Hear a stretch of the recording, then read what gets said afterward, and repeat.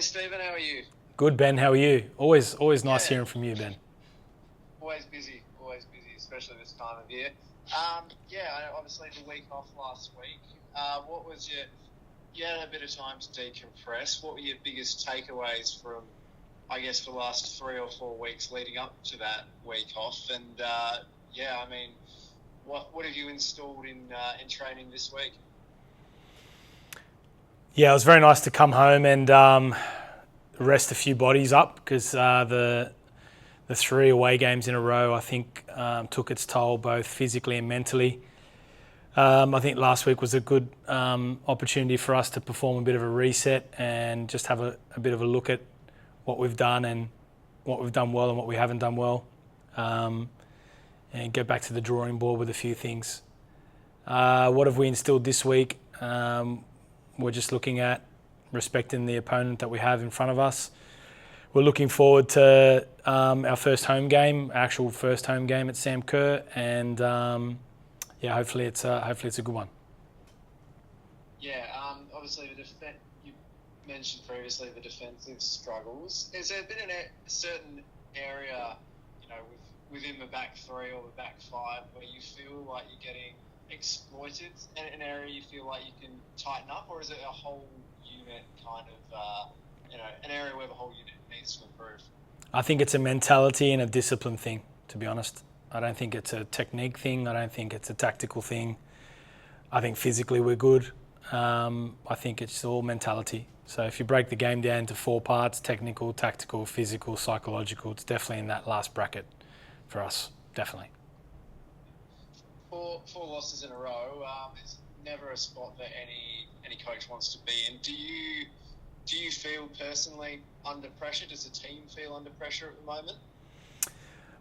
Me personally, I always put myself under pressure, irrespective of whether we won the game or lost the game. You always look and review and what we can do better and what my part is in that. I think 4 losses in a row is never nice for anybody, not just myself, but the support staff and anyone that has anything to do with the team, the members and the fans as well. I think everyone wants to see us doing well. So we put that pressure on ourselves to be better every day. So yeah, we just got to put those 4 games in a row. Yes, there's 4 losses in a row, but if you look at the Brisbane game and the Sydney game, there were some good elements there. I don't think we were ourselves against Canberra. I think we were poor.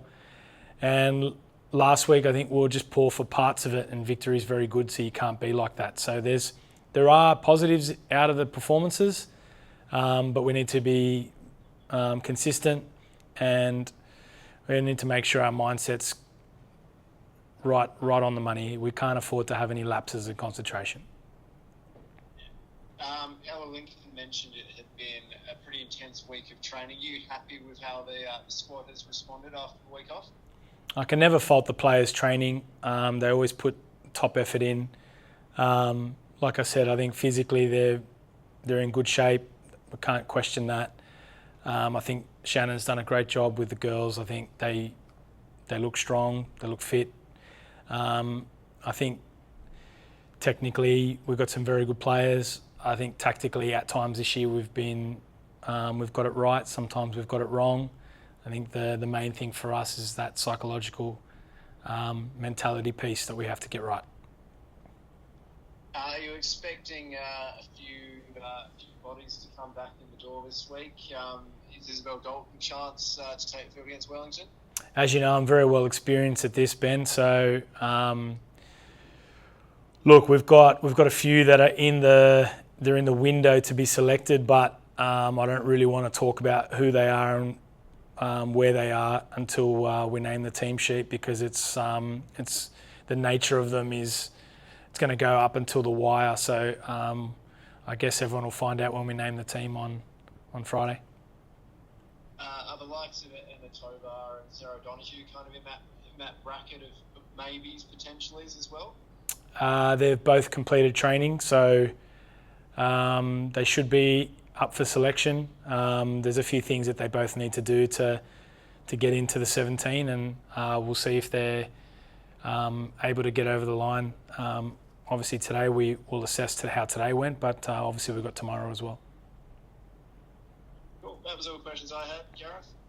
Thanks, Ben. Stephen, just on Wellington, almost a binary season so far. They've not scored many, not conceded many either. Lots of zeros and ones. Are you expecting a bit of an arm wrestle potentially on Friday? I think they're a very good team. I think Bev's a very good coach. You can clearly see that. Watched their game against Melbourne City with great interest. I thought they were, in my opinion, I thought they should have won the game. I thought they were the better team. Obviously, City's got quality that can hurt you, and I think they'll be very disappointed they didn't come away with at least a point in that game. I thought they were tactically very switched on, and they're quite a physical team. And look, they came to Perth on Monday, so I think it's a great thing for their club to be putting them in that position to acclimatise, and I think they're going to be a very difficult opponent.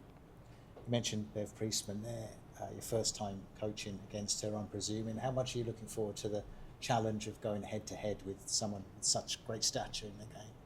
I think she's a bit of a trailblazer, so I'm pretty excited to come up against her and obviously meet her. And I think she's doing a great job with the team, and hopefully we're up to the task. And just finally, mate, you mentioned how good it is to be back at Sam Kerr for the first time this season. You had some great nights there last year with the supporters right behind the team. How much of a difference can they make? A huge difference. They're our 12th man. We have to really get behind that. They've got to get behind us. And it's a funny old place. It just produces a bit of magic. So hopefully there's a bit of that for us on Friday. Perfect.